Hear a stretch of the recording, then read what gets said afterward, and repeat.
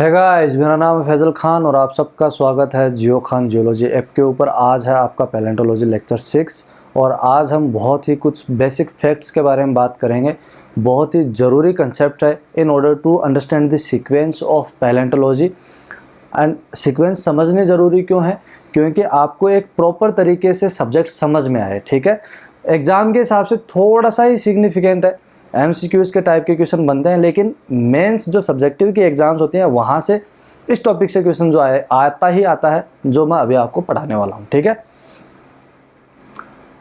आपने पैलेंटोलॉजी का सबसे पहले मीनिंग देखा, आप बोले कि सर सीक्वेंस कैसे समझते हैं सब्जेक्ट की। आपने पहले पैलेंटोलॉजी का मीनिंग समझा, है ना। पैलेंटोलॉजी का लिटरल मीनिंग समझने के बाद में आपको पता चला कि फॉसिल नाम की एक चीज़ होती है जो पैलेंटोलॉजी में बहुत ही इंपॉर्टेंट रोल प्ले करती है। तो फिर आपने फॉसिल से रिलेटेड डेफिनेशन समझने की कोशिश करी। फिर आपने देखा कि यार फॉसिल के कुछ टेक्निकल एस्पेक्ट्स हैं, हर किसी ऑब्जेक्ट को मैं फॉसिल नहीं बोल सकता। तो आपने कई तरह के ऑब्जेक्ट्स लिए और उसके ऊपर वो कंडीशंस अप्लाई करी, और वो जब कंडीशंस उस ऑब्जेक्ट ने फुलफिल कर दी तो आपने बोला कि हाँ यार ये फॉसिल है। फिर आपने देखा है कि चलो फॉसिल मैंने डिफाइन तो कर दिया, ये बनता कैसा है। ठीक है, इसकी ऐसी कौन सी सर्टेन काइंड ऑफ कंडीशंस है जो एक डेड ऑर्गेनिज्म को फॉसिल बनाती हैं। सवाल है ना, लाजमी होता है ना, कि भाई इतनी सारी लाइफ रही हैं पास्ट टाइम में, बहुत सारी लाइफ रही है, सबके फॉसिल तो नहीं मिलते हैं। मतलब कुछ ऐसी कंडीशंस होंगी जो एक डेड ऑर्गेनिज्म को फॉसिल में कन्वर्ट करने में बहुत इंपॉर्टेंट रोल प्ले करती हैं। तो आपने देखा है कि फॉसिल के अंदर हार्ड पार्ट होना चाहिए, उसका इमीडिएट डिटैचमेंट होना चाहिए, केमिकल एनवायरनमेंट एक ऐसा एस्पेक्ट है जो सेलेक्टिव प्रिजर्वेशन करता है ऑर्गेनिजम्स का, है ना। सारे कंडीशंस फेवर करेंगे और केमिकल एनवायरनमेंट अड़ के बैठ जाएगा कि ना नहीं होने दूंगा प्रिजर्वेशन, तो कुछ नहीं कर सकते। समझ रहे हो इस बात को। फिर आपने बोला कि चलो ठीक है, कंडीशन ऑफ प्रिजर्वेशन देख ली, मोड्स ऑफ प्रिजर्वेशन में है कि किस तरीके से ये प्रिजर्व हो सकता है। तो आपने वहाँ पे फॉसिल ऑफ सॉफ्ट पार्ट देखा, फॉसिल ऑफ हार्ड पार्ट देखा, उसके अंदर अल्ट्रेशन अनअल्टर्ड पार्ट देखे, इनडायरेक्ट फॉसिल्स देखे। इनडायरेक्ट फॉसिल्स में आपने paleo temperature conditions, paleo environmental conditions को इंटरप्रेट करने वाले ट्रेस फॉसिल्स की स्टडी करी, जैसे क्रूजियाना था, स्कोलिथोस था, आर्नियोकोलाइट्स था, नेराइट्स था, है ना। फिर आपने देखा कि चलो ठीक है फॉसिल मिल गए मेरे को, है ना। इनडायरेक्ट फॉसिल के बेसिस पे मेरे पास में बहुत सिग्निफिकेंस है। For example Jurassic of Kutch is entirely defined on the basis of cast. तो आपने मोड्स ऑफ प्रिजर्वेशन का इंपॉर्टेंस तो समझ लिया। अब आप बोलोगे कि यार ये मतलब ठीक है, ये चीज़ तो बार बार पढ़ाने की क्या ज़रूरत है, एक बार पढ़ा देना। अब यहाँ से आपके पास में एक फंडामेंटल चीज़ आएगी कि आपके पास में किसी एक ऑर्गेनिज्म का फॉसिल नहीं है, और किसी एक ऑर्गेनिज्म का एक फॉसिल एक तरह का भी नहीं है। बहुत सारे ऑर्गेनिजम्स हैं और हर ऑर्गेनिज्म का फॉसिल है वो अलग अलग तरह से मिलता है। कभी पूरा सॉफ्ट पार्ट मिल जाता है, कभी सिर्फ हार्ड पार्ट मिलता है, कभी अल्टर्ड कंडीशंस में मिलता है, कभी उसका इनडायरेक्ट ट्रेसेस मिलते हैं, उसकी फिजिकल एक्टिविटी के ट्रेसेस मिलते हैं, है ना। तो अब बहुत सारे जब फॉसिल्स आपके पास में आ जाएंगे तो आपको क्लासीफाई करना पड़ेगा। क्लासीफाई क्यों करना पड़ेगा? In order to make the ease of the study, आप आसानी से पढ़ सकें। ठीक है, तो अब क्लासीफाई करने के लिए आपके पास में क्या ग्राउंड होगा, किस बेसिस पे आप क्लासीफाई करेंगे, वही एग्जांपल मैं वापस दूंगा कि जैसे मान लो कि आपके क्लास में बहुत सारे स्टूडेंट हैं, है ना। तो पहला बेसिस तो ये हो सकता है कि चलो जेंडर के बेसिस पे क्लासीफाई कर दो कि ये इतने मेल हैं, इतने फीमेल हैं, है ना। ये तो सिंपलेस्ट हो गया। लेकिन अपन स्टूडेंट की बात कर रहे हैं, तो स्टूडेंट का क्लासिफिकेशन अपन उसकी परफॉर्मेंस के बेसिस पे कर सकते हैं कि उसका टेस्ट में कितने मार्क्स आए, है ना, उसने एग्ज़ाम क्लास के अंदर वो कितना अटेंटिव है, किस तरह के क्वेश्चंस का वो आंसर कर पाता है, प्रेजेंस ऑफ माइंड कैसा है। उसके बेसिस पे आप अलग अलग कैटेगरी के स्टूडेंट्स डिफाइन कर देते हो कि ये बकैती वाले हैं, ये मज़े मारने वाले हैं, ये स्ट्रगल कर रहे हैं, ये कोशिश कर रहे हैं, ये होशियार हैं, ये बहुत होशियार हैं, ये बहुत कमज़ोर है, ये पढ़ाई तो बहुत कर रहा है लेकिन इसका कुछ हो नहीं रहा है ना।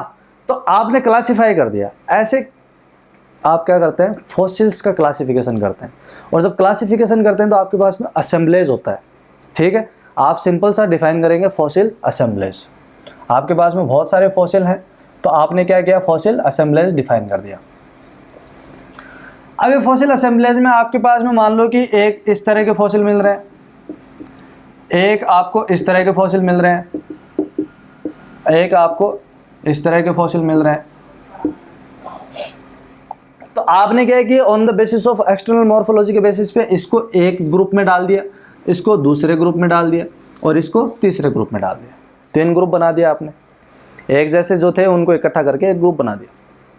ठीक है, तो जैसे कल आपने जनरल स्टडीज़ की क्लास ली होगी तो उसमें आपको जैन सर बता रहे थे कि होमोजीनियस का मतलब है कि सेम काइंड, ठीक है, और हेट्रोजीनियस का मतलब है कि अलग अलग तरह की चीज़ें इकट्ठा कर दिया आपने।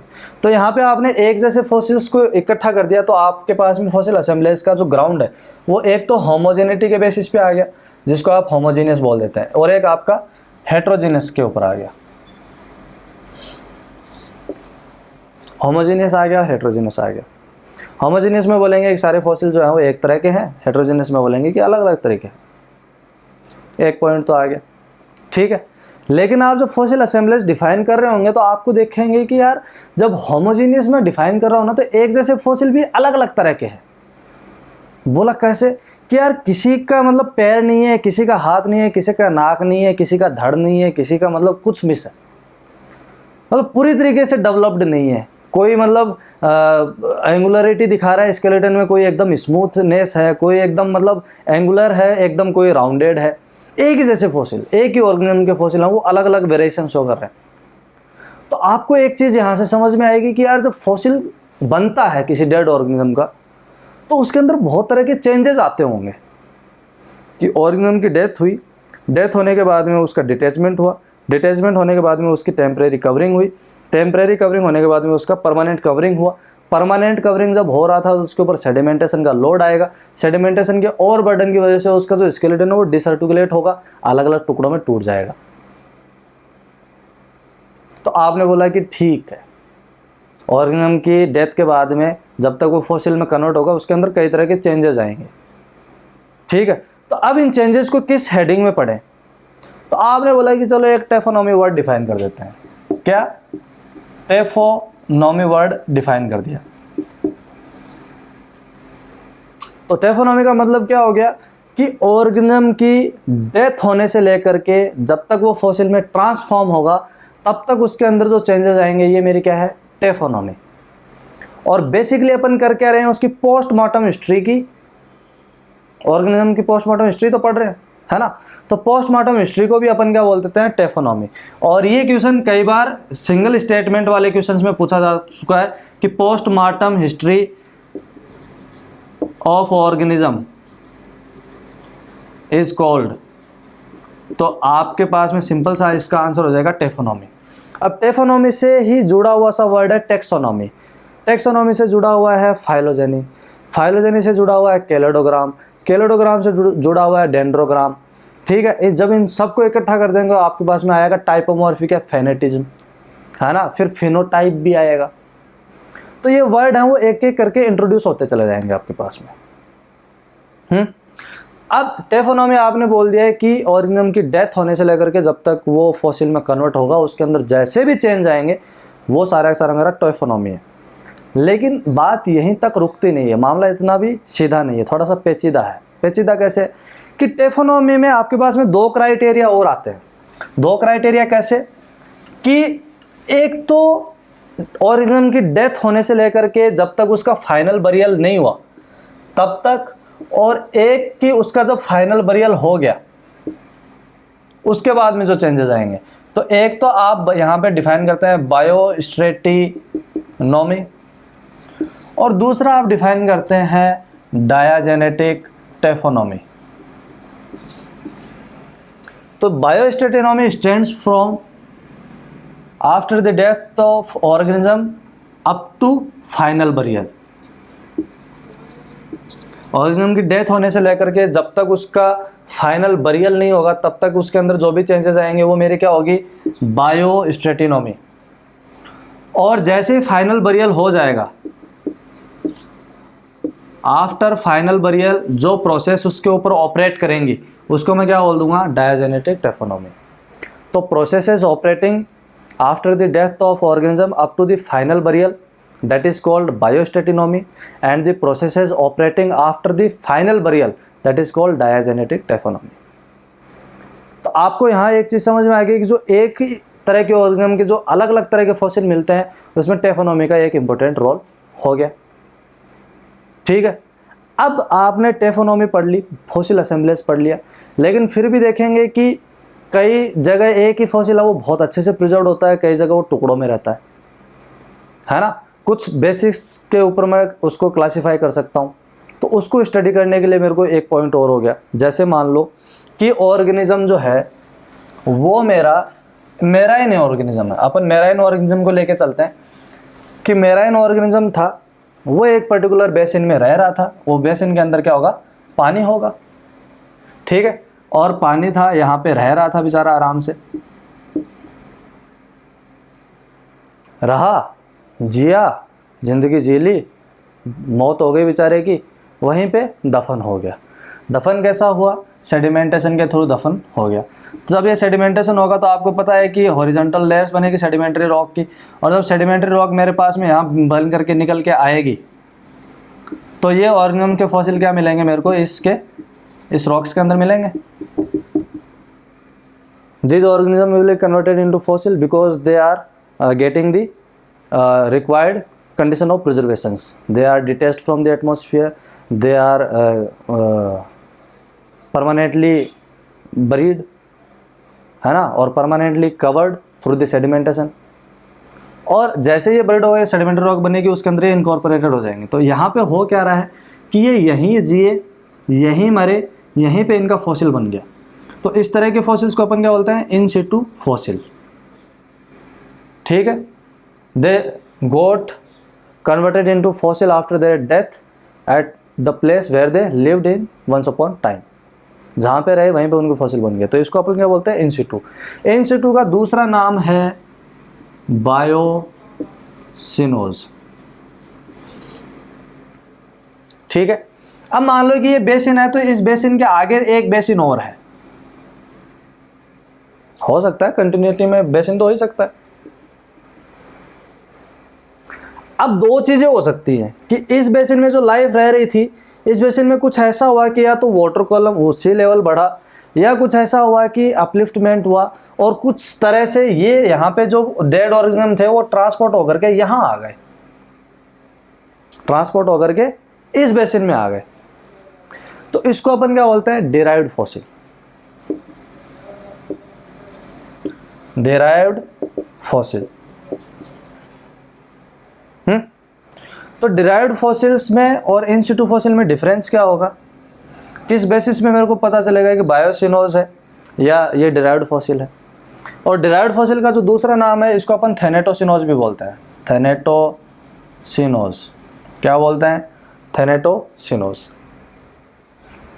तो आप बोलोगे कि चलो ठीक है मास्टर, मान लिया कि वो डिराइव्ड होके आया है ना, किसी भी तरीके से उसका ट्रांसपोर्टेशन हो गया। आपको कैसे पता चलेगा कि ये बायोसिनोज है या थैनेटोसिनोज है? ऐसी कौन सी जादू की जड़ी है जो तुम ऐसे घुमाओगे और बोलोगे कि ये थैनेटोसिनोज है या बायोसिनोज है? कुछ तो क्राइटेरिया होगा डिफाइन करने का। तो यहाँ पे एक कीवर्ड अपन यूज कर रहे हैं, ट्रांसपोर्टेशन।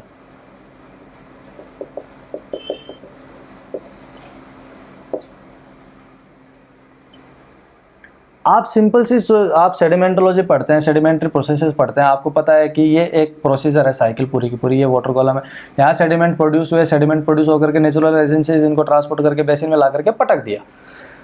तो यहाँ से यहाँ तक जब ये आएंगे तो इनका ट्रांसपोर्टेशन होगा। ट्रांसपोर्टेशन होगा तो क्या होगा, जो सेडिमेंट आपके बड़े बड़े थे आपस में टकरा टकरा के क्या होंगे, छोटे हो जाएंगे। जो शार्प एजेस थी वो स्मूथ हो जाएंगी, जो एंगुलरिटी थी वो राउंडनेस में कन्वर्ट हो जाएगी। स्पेरिकल होंगे कि नहीं होंगे वो बात अलग है, लेकिन जो एंगुलरिटी थी वो धीरे धीरे जितना ज़्यादा ट्रांसपोर्टेशन होगा उतना ही क्या होगा, स्मूथ होता चला जाएगा, राउंड होता चला जाएगा। रफ स्कल्पचर उसके ग्रेन के ऊपर जितने भी होंगे वो सारे के सारे स्मूथ हो जाएंगे। ऐसे ही ऑर्गेनिज्म के साथ में भी होगा, जब वो यहाँ से यहाँ आएंगे ट्रांसपोर्ट होकर के तो उनका स्केलेटन है वो डिसआर्टिकुलेट हो जाएगा, उनके अंदर जो भी एंगुलरिटी होगी वो आपकी राउंडनेस में कन्वर्ट हो जाएगी, जो भी शार्प एजेस होंगे वो स्मूथ हो जाएंगे, जो भी रफ स्कल्पचर होंगी वो स्मूथ हो जाएंगी। तो on the basis of traces of transportation we differentiate biocoenoses from thanatocoenoses. Biocoenoses के अंदर तो कोई ट्रांसपोर्टेशन ट्रेसेस मिलेगा नहीं, लेकिन थैनेटोसिनोज के अंदर मिलेगा। अब आपकी जीएसआई एग्जाम में ये चीज़ बार बार पूछता है, कभी इन सिटू फॉसिल करके पूछता है, कभी बायोसिनोज के नाम से पूछता है, कभी थैनेटोसिनोज के नाम से पूछता है, कभी आपका डिराइव्ड फॉसिल के नाम से पूछता है। ठीक है। अब ये जो ड्राइव्ड फॉसिल है, ये थैनाटोसिनोज है, ये आपके 3 टाइप के होते हैं। अब 3 टाइप के कौन कौन से होते हैं? एक होता है ये आपका एक्जोटिक, एक होता है आपका इंडिजिनस, और एक होता है आपका रिमेन। अब ये तीनों में डिफरेंस क्या है?